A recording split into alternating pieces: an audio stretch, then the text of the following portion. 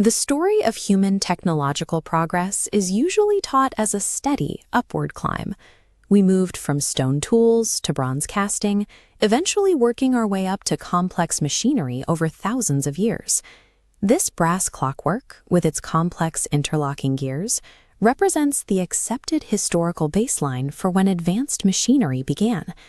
The consensus has long been that precision gear trains were born in the workshops of 14th century Renaissance Europe. But in the spring of 1901, a crew of Greek sponge divers sheltering from a storm descended to the Mediterranean seafloor and stumbled onto a ruined Roman shipwreck.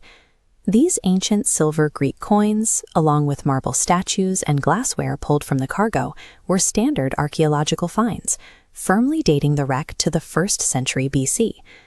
Mixed in with those standard finds was an unassuming, calcified block of green rock. It sat in a museum courtyard for months, completely ignored. Then the lump cracked open. Inside this corroded bronze fragment, researchers found precision-cut mathematical gear teeth. A device of this mechanical complexity shouldn't exist in the ancient world. Its presence in a 1st century wreck means the timeline of human engineering we teach is off by 1,500 years. For decades, the calcified rock remained a black box. It wasn't until modern 3D CT microscanning was introduced that scientists could finally map the internal structure without destroying the fragile material. To understand how the ancient Greeks programmed this device, researchers started by reverse engineering the exterior dials, the machine's primary user interface. This diagram illustrates the front dial tracking the exact positions of the sun and moon through the zodiac. Adding to this model, concentric rings calculated the complex independent orbital paths of the 5 planets known in antiquity: Mercury, Venus, Mars, Jupiter, and Saturn. Shifting to the back of the device reveals a completely different set of data. The upper dial tracked the Metonic cycle, a 19-year lunar calendar used to regulate months and sync up regional religious festivals. Below that, a secondary dial acted as an early warning system. It allowed the user to predict the exact date and even the specific hour of upcoming solar and lunar eclipses. This exterior interface reveals a comprehensive analog computer designed to calculate the entire cosmos.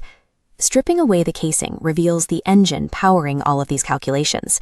The input method was surprisingly simple, a manual side hand crank. This schematic demonstrates how turning that single hand crank drives raw rotational data directly into a massive primary central gear.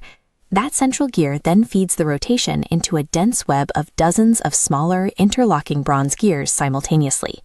The engineers who built this faced a serious mechanical hurdle. The moon has an elliptical orbit, speeding up and slowing down in the sky. They solved this variance using epicyclic or planetary gearing. By mounting a smaller gear directly onto the face of a larger rotating gear, the output speed fluctuates continuously. The Greeks matched these planetary movements using fixed physical math. They cut highly specific tooth counts, like a gear with exactly 235 teeth, to perfectly replicate the 235 lunar months of the Metonic cycle. The internal architecture of this device successfully hard-coded abstract celestial mathematics into turning bronze.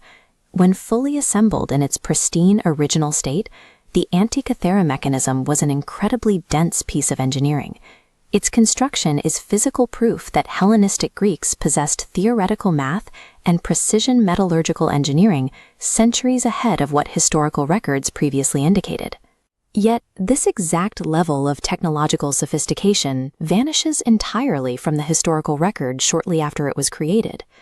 Looking at this data timeline of mechanical complexity, we see a sharp peak during the Hellenistic period, followed by a near-instant drop to zero, leaving a flat line of lost technological progress that lasts for over 1,000 years.